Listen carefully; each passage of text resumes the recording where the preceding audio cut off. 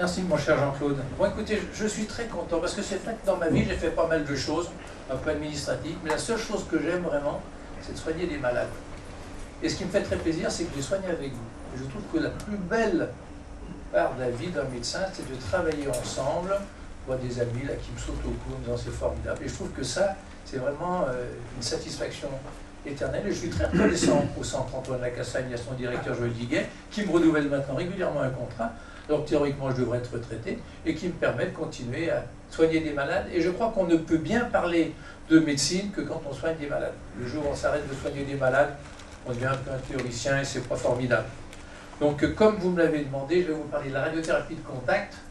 Et c'est vrai qu'en ces jours, même si tout n'est pas parfait, on a une certaine joie à être français, voire fierté, parce qu'il y a quand même eu des émotions fortes. Alors c'est vrai que j'ai une déclaration d'intérêt, et ce n'est pas une surprise, puisque depuis 1971, je fais cette radiothérapie de contact avec cet appareil qui s'appelle Philips. Mais cet appareil Philips, il n'existe plus depuis 1990. Et depuis 1990, plus personne ne sait faire de la radiothérapie de contact, excepté 3 personnes dans la région lyonnaise, votre serviteur à Nice, mais la chance de cette radiothérapie de contact, c'est que grâce à un ingénieur anglais que j'ai rencontré, il a fabriqué cet appareil, le tube est ici, il vient de Russie, le statif qui va évoluer vient d'Allemagne, l'assemblage est fait en Angleterre, il y a actuellement 11 appareils, 4 en Angleterre, 3 en France, 1 à Nice, 1 à Lyon, 1 à Mâcon, il y en a 1 à Genève, il y en a 2 au Danemark, et il y en a 1 maintenant à Uppsala, chez Lars Palman, le chirurgien. Donc c'est un petit peu de ça dont je vais vous parler. Je vais rapidement vous parler des techniques de radiothérapie, vous dire que la chirurgie, c'est le traitement principal du cancer. Qui est chirurgien dans cette salle? Que je fasse un petit peu, voilà, donc d'éminents chirurgiens. J'ai vu Michel Moreau, radiothérapeute. Je pense que tu représentes les radiothérapeutes de notre bonne métropole niçoise. J'ai vu qu'il y avait des oncologues médicaux. On lève la main, les oncologues médicaux, que je les compte, 1, 2, voilà. Et puis j'ai vu qu'il y avait des anapathes. J'ai même vu des néphrologues. Voilà, donc il y a un petit peu toute la cancérologie, des médecins nucléaires, le PET scan. Y a-t-il des radiologues qui font l'IRM? Pas de radiologues qui font l'IRM, parce que vous allez voir que dans l'essai dont je vais vous parler, l'IRM joue et va jouer un rôle tout à fait important. Ensuite, je vous parlerai de ce sujet qui devient très à la mode, qui est la conservation du rectum. Ce n'est pas le traitement conservateur où on évite l'amputation, c'est comment guérir des cancers du rectum T2, T3, soit par une exérèse locale, soit simplement par une radiothérapie exclusive, un peu comme un canal anal. Et ça, pour l'instant, ça n'existe pas, mais je crois que ça pourrait devenir quelque chose d'important. Et pour le prouver, je vous demanderai, si éventuellement vous êtes intéressé, de participer à cet essai opéra qui va se jouer entre la France qui va mettre 60 malades sur 3 ans, les Anglais qui vont mettre 130 malades, les Suédois et les Danois. Et si la France ne pouvait pas être loin derrière, ça serait formidable. Et puis bien sûr, on aura un temps important de discussion. D'ailleurs, si vous voulez m'interrompre, n'hésitez pas, on est quand même en petit comité, il n'y a rien de très formel dans tout ça. Donc s'il y a quelque chose qu'on voulait, on y va. Donc la radiothérapie, vous savez que ça se fait avec des accélérateurs linéaires, vous savez qu'on commence à mettre les mains dans des scanners, qu'on reconstruit tout ça en 3 dimensions. Et mon message est le suivant, c'est qu'il faut faire des petits volumes. Michel est sûrement d'accord, on n'irradie jamais au-dessus de S2, S3, parce que vous voyez, le canal anal, le rectum, le sigmoïde, ça se passe toujours en dessous de S2, S3, et quand on regarde où sont les rechutes après radiochimiothérapie, elles sont toujours en dessous de S2, S3. Ça, c'est les Hollandais qui l'ont bien démontré, mais parce que les Hollandais, ils avaient l'habitude d'irradier jusqu'ici, et ils avaient de la toxicité, alors que ça fait des années qu'on leur dit, ça ne sert à rien. Irradier en dessous de S2-S3, maintenant tout le monde est d'accord, on irradie des petits volumes, et on n'irradie jamais au-dessus de S2, S3, surtout quand c'est des cancers du rectum moyen ou du bas rectum. À côté de cette radiothérapie externe qui représente 90% de la radiothérapie, la France a eu la chance d'avoir une brillante polonaise que vous voyez à côté d'Einstein, sur les bords du lac Léman, qui a découvert la radioactivité et le radium. Et ça a donné lieu à ce qu'on appelle la curithérapie. La curithérapie, c'est l'utilisation de substances radioactives, notamment les grains d'iode qu'on met dans la prostate, ça c'est une des grandes routines, ou des fils d'iridium que maintenant on remplace par des grains, et quand on fait des cancers du canal anal, on fait cette curithérapie. Les Anglais appellent ça brachythérapie. Brachy, ça s'oppose à télé. Télé, la source est loin du malade, Curie, Brachy, la source est près du malade. Et là, il y a une voie, je ne veux pas rentrer dedans, qui s'appelle l'inverse du carré de la distance, qui change tout. Et qui fait que les rayons, c'est extrêmement focalisé dans la tumeur et ça ne va pas ailleurs, pratiquement. Et il y a deux façons de faire de la brachythérapie. Vous pouvez faire de la radioactivité, l'iridium, l'iode, mais vous pouvez faire la radiothérapie de contact. La radiothérapie de contact, on devrait dire de la brachythérapie, rayons X, c'est une radiothérapie à courte distance. Voilà l'inventeur, Jean Papillon. Vous le voyez en train de faire une rectoscopie, rectoscopie tube rigide. Voilà le tube en rectoscopie.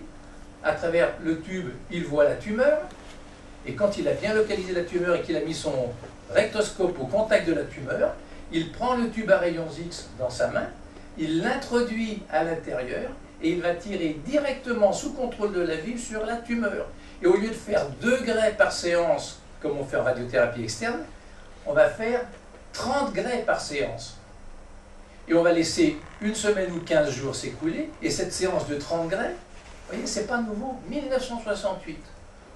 15 jours plus tard, la tumeur est déjà considérablement diminuée. Vous refaites 30 grès ou 25 grès, 3 semaines plus tard, il n'y a pratiquement plus rien, et au bout d'un certain temps, vous avez la réponse clinique complète. Ça, c'était avec le tube Philips.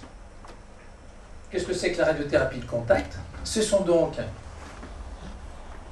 une radiothérapie endoscopique transanale, comme vous faites une TEM, qui est une transanale endoscopique microchirurgie, vous faites une transanale endoscopie radiothérapie de contact.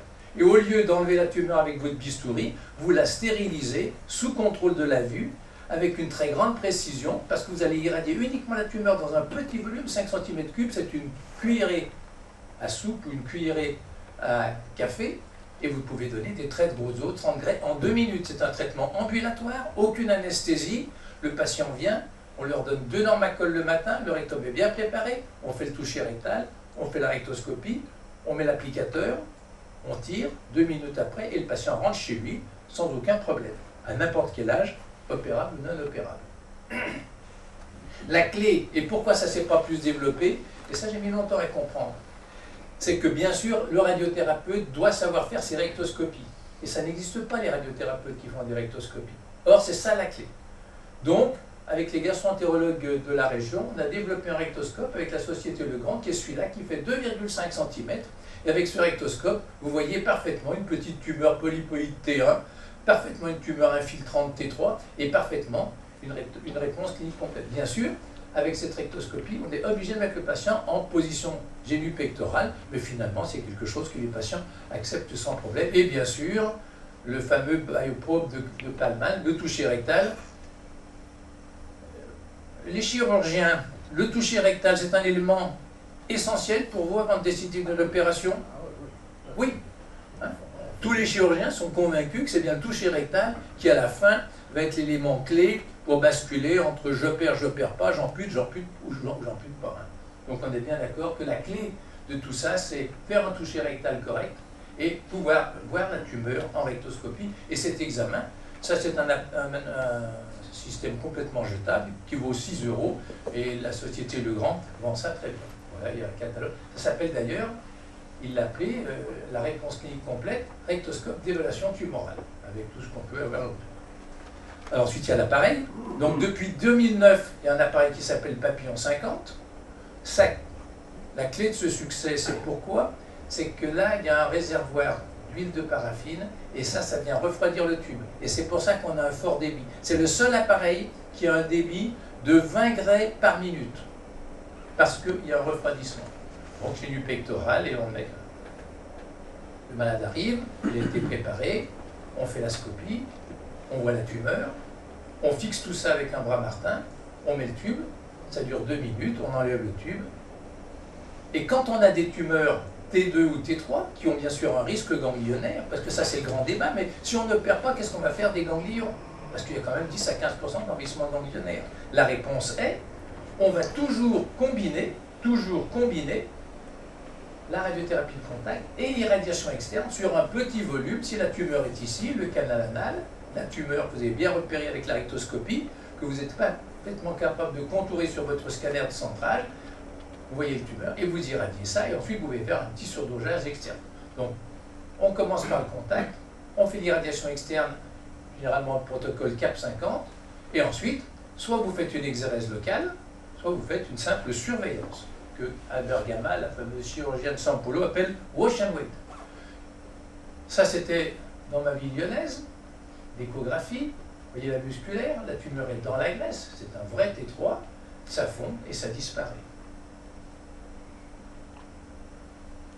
Mon fan club anti-moine, et voilà, Dr Gillot, avant, après, 84 ans, insuffisance cardiaque, T3, vous voyez la tumeur, vous voyez la musculaire, là. Le blanc c'est la graisse, vous voyez qu'on est profond dans la graisse. Voilà. Vous associez radiothérapie de contact et CAP50, et vous voyez, 5 ans plus tard, le malade est guéri, elle fonctionne. Malade de Dr Nguyen, c'est le Dr Nguyen qui me dit, je vois cette tumeur, c'est un T2, le patient de 74 ans, il est opérable, il est anglais, vous voyez, ça commence par W, mais finalement, peut-être que vous pourriez le guérir par les rayons.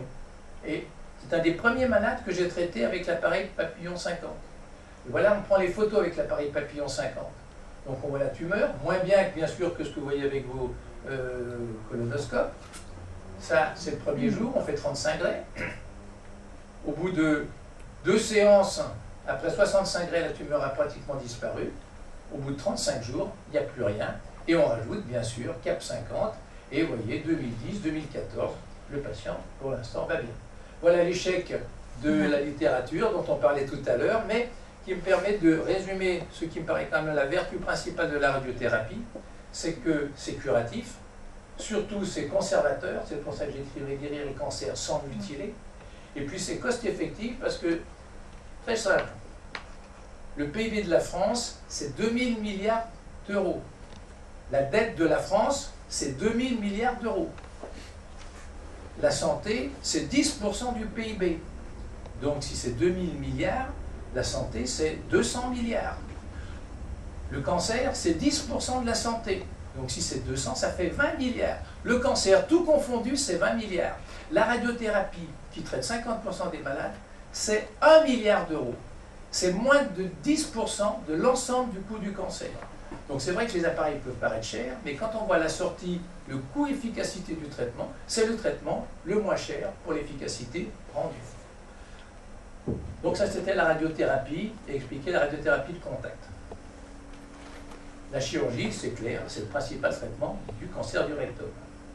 Et bien sûr, la dissection maintenant que l'on fait de façon contrôlée, sous la vision directe, qui permet d'éviter les nerfs, qui permet d'éviter les résections des reins, c'est un énorme progrès. Et c'est ce fameux Bill Hild, le chirurgien de Basingstoke, à côté de Londres, qui a mis ça au point. Maintenant, on fait même des intersphinctériques qui permettent, dans l'immense majorité des cas, bon, il y a des gens qui discutent, est-ce que c'est vraiment bien ou pas. De plus en plus de chirurgie laparoscopique. Les chirurgiens ici présents, vous êtes laparoscopie ou bien vous êtes open? Laparo? Ouais, moi, il me semble. Bon, moi, en tant que Lyonnais, j'ai connu un monsieur qui s'appelait Mouret, hein, qui était l'inventeur de la chirurgie laparoscopique. Et puis Jacques Beaulieu, qui était mon ami, etc., faisait que de la laparoscopie, peut-être la robotique. Il faut quand même rendre hommage aux anesthésies. Quand il y a 40 ans, on opérait le cancer du rectum, on n'était jamais sûr que le malade allait sortir vivant. C'était 5 à 10% de mortalité. Maintenant, on ne se pose jamais plus de problème. Hein. On est tout à fait dans les dents. Donc si la chirurgie est le traitement principal, à quoi servent les traitements néoadjuvants? La seule façon de le savoir, c'est de faire des essais randomisés. Et moi, je suis un grand passionné des essais randomisés, c'est pour ça que je viens vous en parler et je viens vous en proposer. Les Américains, dans les années 99, disaient qu'il faut faire du post-opératoire.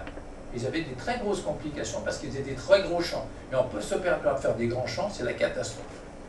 C'est les Allemands, bravo, qui ont démontré que le pré-op était mieux. C'est les Français qui ont démontré qu'il fallait faire radiochimio. Et je ne croyais pas, je me rappelle Gérard d'une séance à Bastia, ou quelque part par là-bas, à Bonifacio, où on terminait un essai où à l'époque je n'étais pas convaincu. Et en fait, je découvrais avec la DCFFCD que rayon 5FU diminuait de 50% par rapport à rayon seul le risque de rechute locale. Donc c'est clair qu'il faut faire radiochimio dans le cancer du rectum. Et puis, avec accord 12, on a démontré d'ailleurs que c'était plus du 5FU, mais de la capacitavir, qui faisait aussi bien. Mais c'est quand même mieux de prendre des comprimés que d'avoir la perfusion, et que 50 grammes, c'était pas mal. Il ne faut pas faire d'oxaliplatine concomitant de la capecitabine ou du 5FU. Et on peut très bien faire du 5 par 5, même avec une chirurgie TME.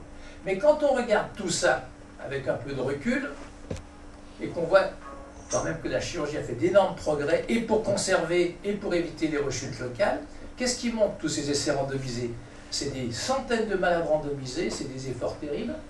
Le contrôle local, on a progressé, c'est vrai. Avant, on avait 10% de rechute locale, maintenant on a moins de 5%. Mais les chirurgiens, ils sont pour une grande part. Et la radiothérapie rajoute un petit quelque chose, mais quand même, la chirurgie est très importante. On n'a rien gagné en survie. Tous les essais randomisés montrent que la survie est la même. Qu'on fasse radio-chimio, radiothérapie seule, chimiothérapie durante, aucun gain en termes de survie dans les essais randomisés. La toxicité, c'est vrai qu'on a moins de mortalité et qu'il faut faire des petits volumes. Mais j'ai raconté pendant 30 ans, si vous faites une radiochimiothérapie, une radiothérapie préopératoire, à la faveur de la régression tumorale, vous allez pouvoir éviter la colostomie et faire une résection antérieure. Et ça a du sens. Ça va fondre, le chirurgien sera plus à l'aise. Eh bien, à ma grande surprise, une fois de plus, la solution, ce qui m'arrive quand je fais des essais, je me suis trompé. Est-ce que la fonte tumorale induite par la radiochimio augmente les chances d'une résection antérieure? Il y a des revues de littérature qu'on a fait, voilà celle que j'ai faite, tous les essais randomisés.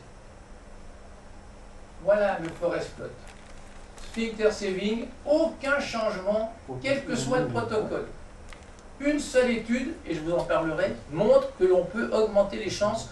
On n'est pas dans la conservation du rectum, on est dans éviter l'amputation, là. Hein, on n'appellera pas la conservation. Donc ça, c'était vraiment une chose tout à fait surprenante. Il ne faut pas dire que la régression tumorale augmente les chances de conserver le sphincter. C'est pas vrai. Et pourquoi? Ben, c'est pour une raison très simple. C'est que le cancer du rectum, et c'est pas nouveau, il est radiorésistant. Et là, il y a une étude intéressante qui a été faite, je ne rentre pas dans les détails, mais on a démontré que pour stériliser seulement 50% des T3, il fallait donner 92 grès. Et 92 grès par radiothérapie externe, c'est infaisable. C'est la toxicité gravissime à tous les coups. Alors, y a-t-il une solution? Oui, la solution, c'est la radiothérapie de contact. Comment donner 92 grès équivalents sans toxicité? Eh bien, c'est de donner la radiothérapie externe avec la radiothérapie de contact. Et pour le prouver, on a fait à Lyon un essai qui a été publié quand même dans des bons journaux et qui comparait pour des T2, T3. C'est les mêmes qu'on va reprendre dans l'essai opéra dont je vais vous parler tout à l'heure. Mais à l'époque, on voulait simplement éviter la colostomie. C'était en 96, c'est pour ça qu'il s'appelle 96. Et on comparait dans ces tumeurs T2, T3 de moins de 50% de la circonférence, en gros de moins de 5 cm de diamètre, radiothérapie externe à radiothérapie de contact. Et l'hypothèse que l'on voulait faire, parce qu'on avait quand même une grande expérience de la radiothérapie de contact à l'époque, c'est que l'on voulait passer de 40% d'amputation, de conservation du sphincter, à 70% de conservation. C'était très optimiste. Et comme c'était une très grande différence, il fallait peu de malades pour le prouver statistiquement. Donc cet essai a été fait, publié. C'était tous des malades opérables, radiothérapie externe seule, radiothérapie externe plus contact, réponse clinique complète. J'ai terminé le traitement, le chirurgien voit le malade, il ne sent plus rien, il ne voit plus rien. Un seul malade ici, 29%, pratiquement 30% de différence. Conservation du sphincter, 44%, 76%. C'est exactement l'hypothèse qu'on voulait faire. C'est la seule fois où mon résultat est exact. Mais la découverte de cet essai, c'est que non seulement on avait raison grâce à la radiothérapie de contact sans toxicité, parce que c'est ça la clé, sans toxicité, on peut donner des doses très fortes parce qu'on est pile sur la tumeur. La découverte qu'on a faite, c'est que parmi ces 45 malades, il y en a 10 qui étaient en rémission complète sur les 11, et où le chirurgien a dit, moi je fais simplement une exérèse locale ou je surveille. Et ces 10 ont été effectivement guéris, puisqu'on les a étudiés avec Cécile Ortolan, qui est maintenant à Monaco, radiothérapeute, qui était chef de clinique à la Cassagne. On est monté avec Cécile Ortolan, passé 3 jours à Lyon, pour reprendre tous ces dossiers, et on a vu qu'à 10 ans, on avait toujours, grâce à la radiothérapie de contact, 29% qui avaient conservé leur sphincter, 61% qui avaient conservé, et qu'à 10 ans, il n'y avait aucune différence de contrôle local entre les deux méthodes. Je connais bien cette patiente, elle était d'Annonay. Christian Barbe, ça vous dit rien, c'était un très bon chirurgien qui est un élève de Saubier, qui est un grand chirurgien lyonnais. C'était mon conférencier. Cette patiente. Pardon? C'était mon conférencier, Christian Barbe. Eh ben voilà. Christian Barbe, un grand amateur de tauromachie. Et la tumeur était au ras du canal anal. Il me dit, écoute, c'est très embêtant, il faut que tu lui fasses la radiothérapie. Elle est randomisée, elle a le contact, elle est en rémission clinique complète. Et on se téléphone, il me dit, écoute, c'était embêtant de lui faire, elle avait 50 ans à l'époque, embêtant de lui faire une amputation, il n'y a plus rien. Et très intelligemment, Christian Barbe va faire une exérèse locale. Ça, c'est l'ulcération résiduelle, ça, c'est la muqueuse malpighienne du canal anal, il a enlevé une partie du canal anal. Ça, c'est les flaques mucoïdes que les anapathes connaissent bien et qui sont la trace d'une tumeur qui était dans la musculaire et qui a disparu et qui est remplacée par ces flaques colloïdes. Et 15 ans plus tard, ou presque, maintenant ça doit faire 15 ans, la patiente a repris sa vie, elle est chef d'entreprise, elle a complètement oublié qu'elle avait eu un cancer du rectum. La conclusion de cet essai, c'est que si on est capable d'escalader la dose sans toxicité, ça c'est la clé de tout, sans toxicité, on augmente de 30% la réponse clinique complète, on est passé de 2% à 29%, on augmente de 30% la conservation du sphincter, on était passé de 40 à 70%, mais qui plus est, on est capable de conserver tout le rectum dans certains cas. Et le chirurgien, ça me rappelle une discussion avec Daniel Benchimol quand je suis arrivé, je disais, moi quand je vois une tumeur, je lui fais toucher, je dis je l'ampute, tu peux lui faire les rayons que tu veux, je ne changerai pas, je ferai une amputation. Et bien ça a changé, et maintenant je pense que tous les chirurgiens sont d'accord, qu'on peut rediscuter l'indication en fonction de la réponse tumorale, et si on avait une tumeur très basse qu'on pensait amputer et qui a disparu, on peut très bien se contenter d'une résection antérieure, voire d'une exérèse locale. Et ce qui est très important, que je vais répéter sans arrêt, parce que c'est la crainte de tout le monde, dans ces malades, il n'y a jamais eu de rechute ganglionnaire, parce que cette irradiation externe, elle stérilise les micro-envahissements ganglionnaires. Donc ne soyons pas obsédés par les ganglions, la radiothérapie externe est là pour ça. Alors regardez, c'est intéressant quand même, hein, dans Disease Colon and Rectum, Cécile Ortelan à Monaco, Éric François à la Cassagne, Olivier Thomas au CHE écrivent un article où ils disent la nouveauté dans le cancer du rectum, c'est si l'on veut pouvoir faire un traitement conservateur et augmenter les chances, comme c'est radiorésistant, si on part de ça et qu'on a une réponse simplement partielle, le chirurgien il va sentir la tumeur, elle sera toujours quand même relativement près du sphincter et à juste titre, il fera une amputation.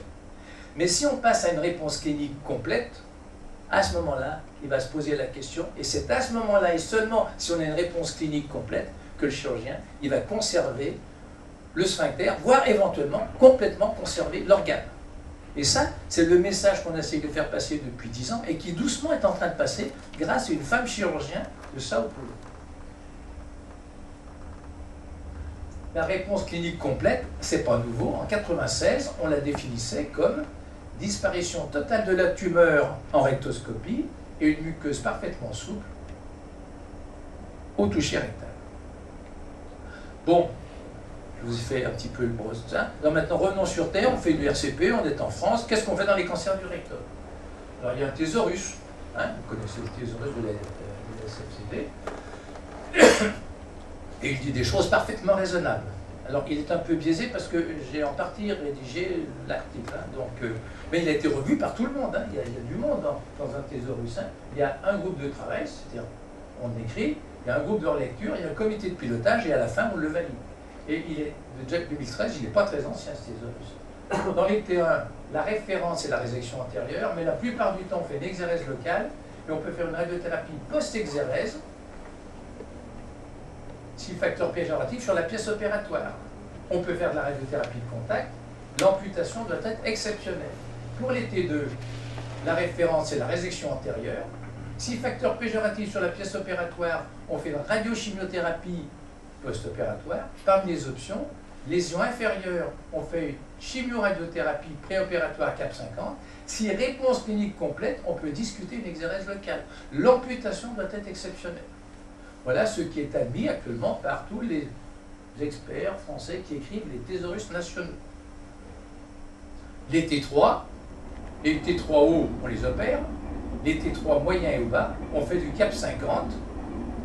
Et les options, c'est extension limitée, on peut faire une radiothérapie seule, éventuellement à 25/5 sur une personne âgée, voire s'il a une toute petite T3 et à la frontière entre le moyen et le haut, une chirurgie seule. Le protocole, c'est le CAP 50 depuis les 5h12, où on fait 50 grès en 5 semaines, on réduit à 40 grès et on fait de la capacitavine seulement le jour des rayons, jamais le week-end. Donc on a parlé des techniques de radiothérapie, on vient de voir les protocoles standards, et maintenant on se lance dans l'aventure de la conservation de l'organe. Alors, très rapidement, les petits cancers, et c'est ceux que volontiers vous me confiez de temps en temps. On a trouvé un T1 ou un polype malin, on l'a enlevé, on regarde la pièce opératoire, et tout d'un coup, on tombe sur quelque chose d'un petit peu inquiétant. Que faut-il faire? Alors ça peut être le gastro-entérologue, ça peut être le chirurgien qui fait l'exérèse locale. Et si sur la pièce opératoire, et là bien sûr Christophe Satonnet joue un rôle fondamental, vous l'avez bien pas fragmenté la pièce, vous l'avez bien mis sur une pièce de liège et bien épinglée, et il va regarder la pièce opératoire et il va vous dire c'est un adénocarcinome, SM1, voire in situ, Ezekiel Sano. Bon, il n'y a aucun risque, il est parti, il est guéri, on ne fait rien d'autre. Mais s'il y a un risque dans la zone d'exérèse, parce que c'est SM2, SM3, parce que c'était fragmenté, parce que c'est rein, parce qu'il y a une infiltration vasculaire, on peut très bien, sans opérer le malade à nouveau, rajouter une radiothérapie de contrainte où on fait 50 grès en 3 séances sur 3 semaines. Et si, pour des raisons X, on ne veut absolument pas opérer la patiente, mais qu'il y a un risque ganglionnaire, parce que c'est un PT2, R1, et bien à ce moment-là, il y a un risque ganglionnaire de plus de 10%, et on associe le contact et la radiothérapie externe, éventuellement avec une radiochimio, 30 grès et non plus 50 grès, et CAP 50. Et comme on le dit dans le référentiel, amputation. Voilà, on fait le contact, une exérèse locale, après 3 semaines, on a une petite radiomucite. Là, je vous ai laissé une des dernières publications dont je suis l'auteur modestement et qui résume tout ça. C'est-à-dire que, vous voyez, depuis que je suis en 80 à Lyon Sud, j'ai traité maintenant un peu plus de 400 malades. Il y a des malades qui, à l'époque, étaient traités pour des T1 que par radiothérapie de contact. Ça, c'était la technique papillon. C'est l'image en noir et blanc que je vous ai montré tout à l'heure. Mais, de plus en plus, ces T1, ils sont traités par exérèse locale première. Et si l'un n'a pas des facteurs un peu péjoratifs, on peut rajouter du contact. 63 malades, je vais vous les présenter. Chez des patients un peu fragiles, on peut faire pour des T2, T3 que de la radiochimio et de la radiothérapie externe. Et ça, c'est l'essai Lyon 96 pour éviter les amputations. Voilà ma série de 63 malades, surtout des T1, quelques T2. Vous voyez, 95% de contrôle local, pas de toxicité, aucune rechute locale ganglionnaire. Alors maintenant, on passe au cœur du sujet, parce que ça, finalement, les T1, c'est assez simple. La seule difficulté du T1, et là encore, je remercie les gastro-entérologues qui mettent des clips hémostatiques, c'est qu'une fois que vous avez enlevé la tumeur, et vous dites, tiens, on ne va pas le réopérer, mais quand même, il y a un petit risque, on devrait faire du contact, il faut que quand je fais ma rectoscopie, je sache où est la tumeur. Parce que si je ne vois rien, je ne sais pas où le mettre, mon tube de rayon. Et si vous avez mis un clip hémostatique, à ce moment-là, tout est simple. Alors on peut faire des tatouages, mais le tatouage, ça fait souvent une petite auréole violette et on ne sait pas vraiment. Alors que le clip hémostatique, c'est très précis. Donc merci aux gastro de mettre des clips hémostatiques. Mais le vrai défi, c'est les T2, T3. Parce que là, vous n'allez pas faire une exérèse locale. Normalement, ces malades, ils sont tous traités par résection antérieure, voire radiochimio pré-op et résection antérieure. Donc Papillon était le premier à faire de la conservation, mais ça c'est Angelita Bergama qui a maintenant publié très précisément ses résultats. Donc vous voyez, elle n'a pas des centaines de malades, parce que vous voyez, entre 91 et 2011, sur 20 ans, elle a 183 malades. C'est sa dernière publication. Là, il y a tout. Elle fait de la radiochimio. Elle attend 8 semaines. Plus on attend, bien sûr, plus la tumeur va fondre. Et quand elle regarde son malade au bout de 8 semaines, elle évalue la réponse clinique complète. Et quand elle a une réponse clinique complète, elle fait ce qu'elle appelle watch and wait. Sur ces 183, elle en a 49%. Mais sur ces 49%, parce que la dose n'est pas très élevée, et je vous rappelle que le cancer du rectum, il est radiorésistant, elle ne peut pas faire plus, parce qu'autrement, elle va avoir des complications. Elle a quand même 31% de rechute locale. Et à la sortie, elle va pouvoir conserver, dans 37% des cas, le rectum. Et ça, il y a 20 ans, tout le monde riait, maintenant, tout le monde écoute. Tout le monde écoute, et il y a ce grand congrès qui s'appelle FICAR, tous les 2 ans, à São Paulo, il y en a l'année prochaine, cette année en novembre, où elle va raconter la même chose. Alors, il y a un très bon essai, qui est un essai français, qui est mené par les équipes de Rullier à Bordeaux et Rouennais à Montpellier, qui a pris 195 malades, T2, T3, de 24 cm. Voilà les bonnes indications pour conserver l'organe. Ils font CAP 50, et si après CAP 50, la tumeur fait moins de 2 cm, ils randomisent, c'est difficile à faire. La patiente n'a pratiquement plus de tumeur, on dit madame, on va tirer au sort, soit une chirurgie TME, on opère, soit une exérèse locale. Cet essai a marché, on n'a encore pas tout à fait les résultats, mais quand même, il y a des abstracts qui sortent. 40% de pièces opératoires stérilisées, et au total, comme à Bergama, parce que c'est la même dose, 38% de ces malades vont conserver leur rectum. Après une exérèse locale, car aussi bien Rullier que Rouennais veulent systématiquement, et je pense que c'est une bonne idée, faire une exérèse locale. Et la bonne chose, c'est que quand ils ont des malades qui sont T0, T1, quand ils ont fait la TME, ils sont toujours N0. Donc vous voyez, le problème ganglionnaire n'est pas vraiment un problème qui doit nous faire souci. Il n'y a pas de rechute ganglionnaire, et la meilleure preuve, c'est que ces malades, quand ils ont eu la radiothérapie CAP 50, ils sont stérilisés de leurs petits ganglions potentiellement envahis. La deuxième méthode, celle que je vous propose, c'est bien sûr de rajouter une radiothérapie de contact pour ne pas avoir 38% de conservation de l'organe, mais monter à 70-80% sans complications.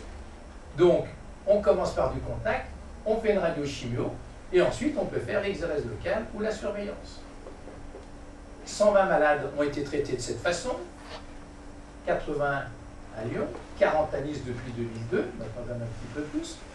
Voilà, un des premiers patients qui était un patient à qui on a fait une exérèse locale, c'était Daniel Benchimol, T2N0, très bas rectum, qui était plus ou moins premier une amputation, et après avoir fait contact et CAP 50, rémission clinique complète, et Daniel Benchimol, qui pensait faire une amputation ou peut-être une résection, une intervention bactérienne, a dit je vais faire une exérèse locale.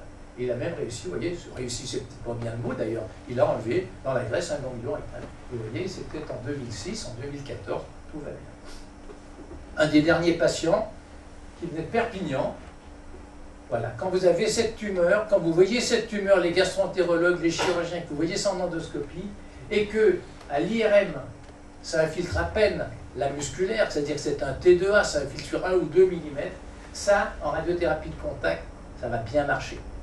Alors voilà, ça c'est l'image lors de la première séance, ça c'est mon schéma, je fais toujours des schémas. Vous voyez qu'ici, il y a un tout petit peu de muqueuse saine que je vais irradier, mais c'est quelques millimètres, et je vais faire 30 grès sur cette tumeur qui est toujours un peu ulcérée au centre, parce que c'est quand même un T3, donc il y a toujours une ulcération. 15 jours plus tard, après 30 grès, la tumeur, qui faisait 2,6 cm, elle fait 8 mm. Le malade n'a aucun symptôme. Il avait quelques rectorragies, il ne saigne plus. C'est la vertu hémostatique des rayons. Je vais lui refaire 25 grès. Et là, je vais prendre un plus petit applicateur pour n'irradier que le centre initial de la tumeur. Il va avoir au total 90 grès, CAP 50. Il va avoir une exérèse locale, je crois que c'est le docteur Tarla, à Cannes, parce qu'il est de la région là-bas, il fait une Perpignan, mais il est gens de Cannes. Et actuellement, ce patient va bien. Un patient du docteur Gillot, qui le reconnaît, voilà, vous l'avez déjà vu. Voilà. Résultat des courses, 120 malades, un peu comme à Bergama, sur également une période d'une vingtaine d'années, DT2, DT3, réponse clinique complète 94%, 12% actuellement de rechute locale à Nice. J'ai progressé. Pourquoi? Parce que je fais de la radiochimio et parce que je pense sélectionner un tout petit peu mieux mes malades que dans les années 86-90. Donc actuellement, voilà les chiffres. 95% des malades sont en rémission complète, de ceux que je vous ai montrés, 12% de rechute locale, pas de rechute ganglionnaire. Les ganglions ne sont pas vraiment un problème si on fait de la radiothérapie externe. Voilà les malades niçois, 97%, 4 rechutes locales sur 40, 21% de métastases, ce n'est pas des petits cancers. Il y en a 21% qui vont faire des métastases. À Bergama, 14% seulement. C'est les plus gros cancers, sans doute, qu'à Bergama. L'organe préservé, dans 97% des cas, pas de rechute locale. Et là-dessus, sur ces malades, il y en a 13 sur 40 qui vont avoir une exérèse locale. Et la plupart du temps, la pièce est stérilisée. Voilà les 4 chutes locales, dont 2 ont été rattrapées par un traitement local, exérèse locale ou direct. Ça, c'est ce que j'appelle ma médaille d'or. Un malade de Cannes, c'est Éric Tessier. En janvier, un monsieur de 94 ans, il vient, très mauvais état général, déshydraté, pas bien, et il a, pour la première fois, je vois un mélanome du rectum. Je n'ai pas pris de photo, mais j'ai fait le dessin. Je me dis, cet homme va mourir, on va lui faire une irradiation un peu palliative, on lui fait 3 fois Y que la dose standard pour les mélanomes, et je lui dis, ben voilà, et il va se faire sa radiothérapie à Mougins. À ma grande surprise, il revient 1 mois et demi plus tard, et il est plutôt mieux. Je fais ma rectoscopie, je vois ça, et je me dis, ben, je vais faire du contact, ça gagne un petit peu de temps. Et je vais lui faire, entre février, mars, avril, mai, 155 grès sur 3 mois. Il se porte comme un charme, il a toujours 94 ans. Et en novembre 2008, il revient. La tumeur qui faisait ici 3 cm et demi, 2 cm et demi. Il n'est pas guéri, mais c'est pas mal. Il est content, il passe Noël. Et en juin 2009, eh ben, il n'y avait plus rien. Ça a mis 1 an et demi à disparaître. Et il est mort d'affection intercurrente. Malheureusement, on avait décidé qu'il habitait du côté Saint-Raphaël. Il voulait fêter ses 100 ans avec une grande fête. Eh bien, il a raté les 100 ans. Enfin, il a quand même été, je pense, bénéficiaire. Donc voilà, le centre Papillon. Papillon Suite, c'est ce qu'on est allé inaugurer avec Marc Papillon. Ça, c'est à Liverpool. Et ça, c'est le radiothérapeute qui s'appelle Sunmin et qui fait 100 cancers du rectum par an en radiothérapie de contact. La radiothérapie de contact est passée chez les Anglais. Ça me fait un peu de la peine, mais c'est mieux que de mourir. Et vous voyez, ils sont 30 malades, l'été 2, ils ont contre 84%, l'été 3, 72%. Quand vous prenez les gens qui ne font que de la radiothérapie externe, ils ont 30% de rémission complète. Quand vous prenez ceux qui font du boost avec du contact ou avec de l'iridium, on ne va pas rentrer dans le détail, 60 à 85%. La clé, c'est de faire une irradiation endocavitaire. Voilà, messieurs les endoscopistes, ce que vous devez détecter. Quand vous avez une rectoragie, vous faites un toucher rectal et que vous voyez une tumeur comme ça c'est à Bergama, ça c'est l'équipe de Maastricht en Hollande, ça c'est ici, ça c'est à Liverpool. Ce genre de tumeur qui fait moins de 4 cm, qui a cet aspect, est parfaitement bien limité. Vous voyez toujours, il n'y a pas de cellules cancéreuses ici. Si vous irradiez ça, vous allez contrôler la tumeur. Si vous faites que de l'externe, dans 30 à 50% des cas, si vous faites du contact, 80% des cas. Bon, ça c'est le thésaurus. L'avenir, c'est quand même les essais cliniques. Alors, est-ce qu'on peut améliorer la survie? Vous êtes incité à mettre les patients dans l'essai Prodige 23, où on fait CAP 50, qui est devenu le standard en France, plus TME pour les T3, T4, moins de 75 ans, Thierry Conroy, Nancy. Et pour essayer d'améliorer la survie, on fait avant CAP 50, 4 cycles de folfirinox. On veut passer de 75% à 85%. L'essai a démarré, il y a déjà 150 malades dans l'essai. Ça, c'est peut-on améliorer la survie? C'est une bonne question, hein. Et c'est un bon essai. Un essai suédois qui s'appelle Rapido, qui pose un peu la même question. Ensuite, peut-on améliorer le contrôle local dans les très gros cancers? Et ça, c'est un essai des chirurgiens du Grécal, qui dit, quand on fait un T4, folfirinox, on randomise CAP 50 contre CAP 60. On monte à CAP 60 et on veut démontrer qu'on augmente le taux de résection R0. C'est une bonne question, c'est un bon protocole. On a vu que CAP 50, après 75 ans, il y a une petite toxicité. Donc on va démarrer avec Éric François, CAP 50, après 75 ans, et simplement 5 par 5. Essayer d'avoir le même taux de chirurgie, mais avec moins de toxicité. Qui sait? c'est Bill Hill, c'est le père de la chirurgie TME. On est à Sao Paulo, parce que Madame Habergamin, c'est une richissime chirurgienne qui invite chaque 2 ans une flopée de gens, et ça, on dîne dans son appartement qui est au-dessus d'un grand parc, et c'est tout à fait prestigieux. Ça, c'est un chirurgien de l'œil, ça, c'est Gina Brown, la radiologue, et il salue Angelita Habergamin en disant « You are the first lady of surgery » parce que vous êtes la première à avoir démontré qu'il fallait aller à la réponse clinique complète. Et depuis, ils font toute une série de conférences qui s'appellent « Cancer du rectum, quand ne pas opérer ». En fait, les Français sont là et disent « c'est pas quand ne pas opérer, c'est quand ne pas faire une résection antérieure » et la remplacer soit par une surveillance à la façon Habergamin Sao Paulo, soit par une exérèse locale. Les 2 options sont possibles. Et ça, c'est très chaud actuellement.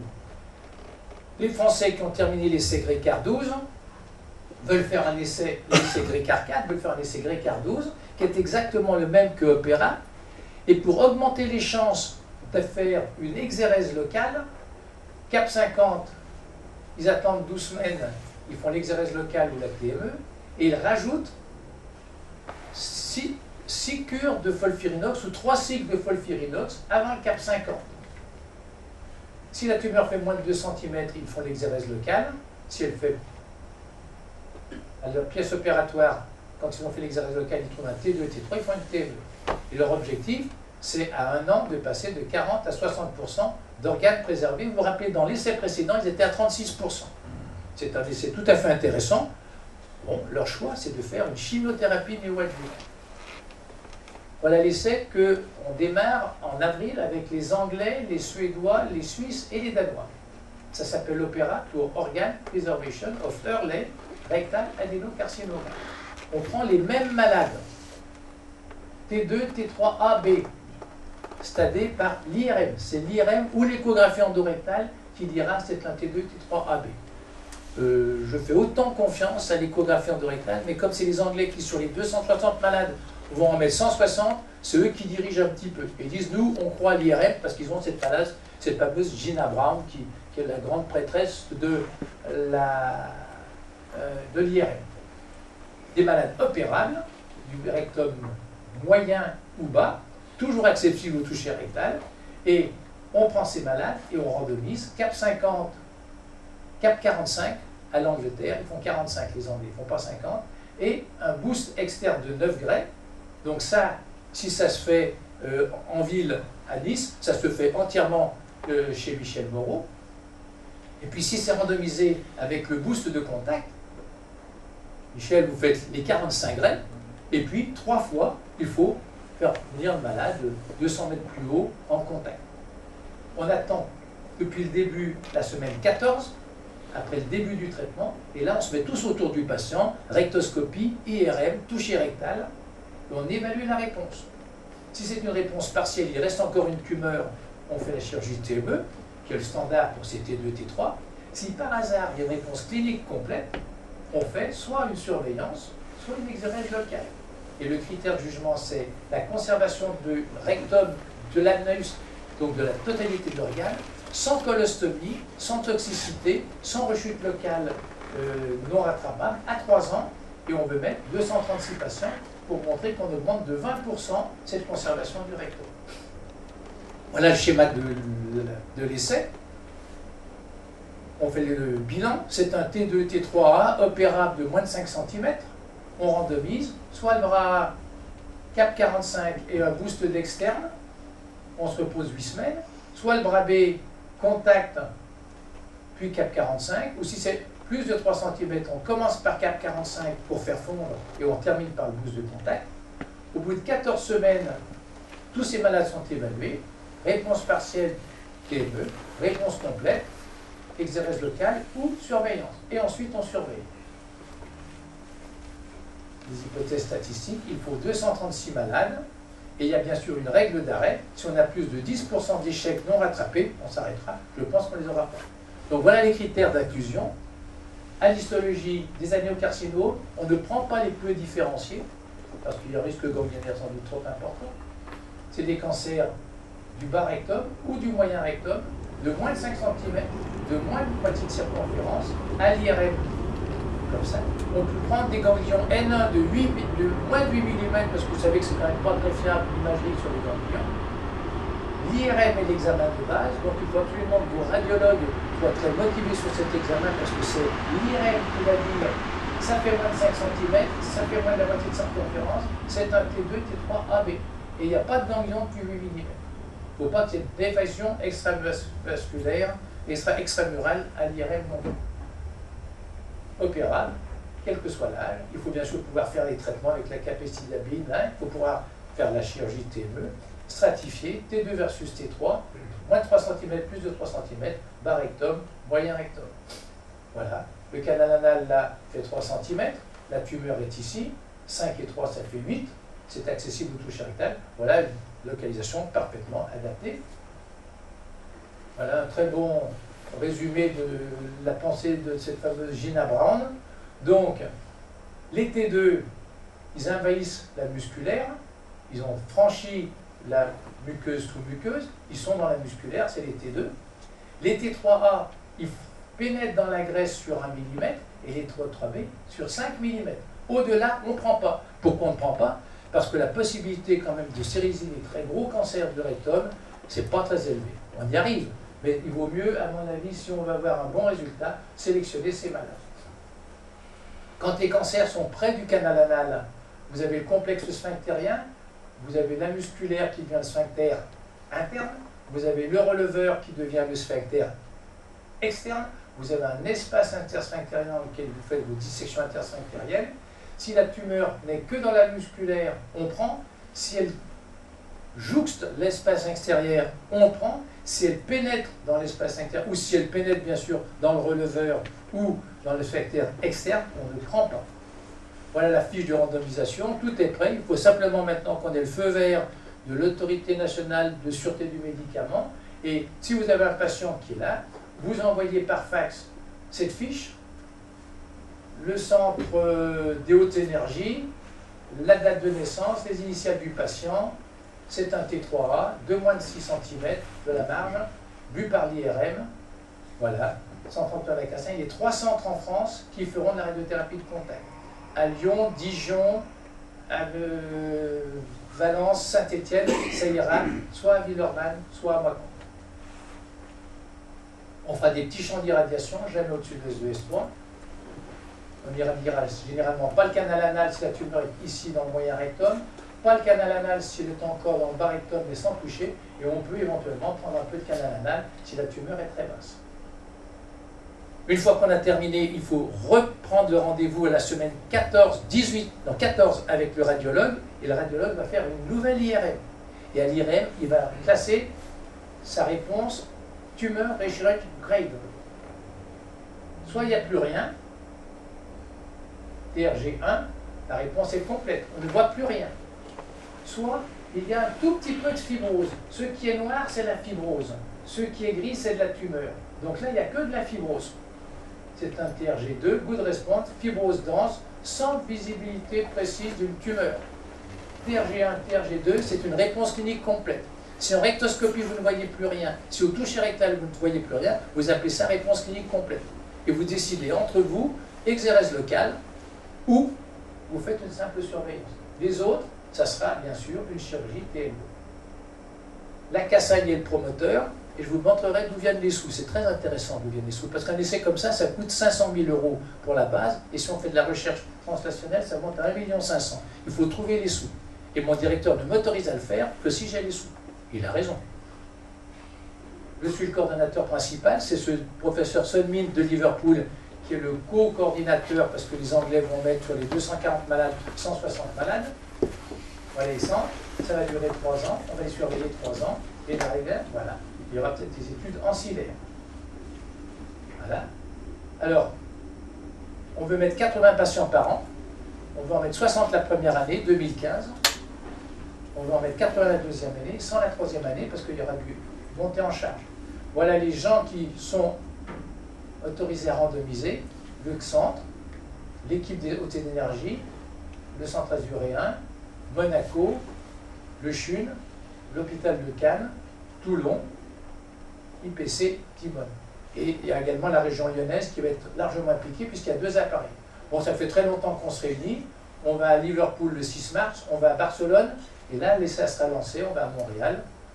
Voilà, donc l'objectif, c'est en décembre 2019, c'est une vraie révolution, de démontrer que 40% des T2 petits T3 peuvent être guéris en conservant leur vecteur. Voilà d'où viennent les sous. Je suis en février 2013. Cette malade, qui a 93 ans, vient de Monaco. Et on discute, et je lui fais une séance de contact. 3 semaines après, la tumeur a diminué de plus de 50%. Contact, tout va disparaître. Et cette patiente est tellement heureuse qu'elle a fait un chèque important pour démarrer l'essai. Ça, c'est bien les malades qui sont reconnaissants. Mais ce qui est encore plus formidable, Michel, c'est pour vous. Facture du Centre Antoine Lacassagne à la société Orlam. La société Orlam, c'est la société qui gère la radiothérapie privée de Lyon-Villeurbanne-Mâcon. On leur réclame 50 000 €. Ils ont fait le chèque en décembre, c'est-à-dire que c'est le privé lyonnais qui finance l'essai. Donc, messieurs les gens du libéral, bravo d'un geste généreux qui permet à cet essai de marcher.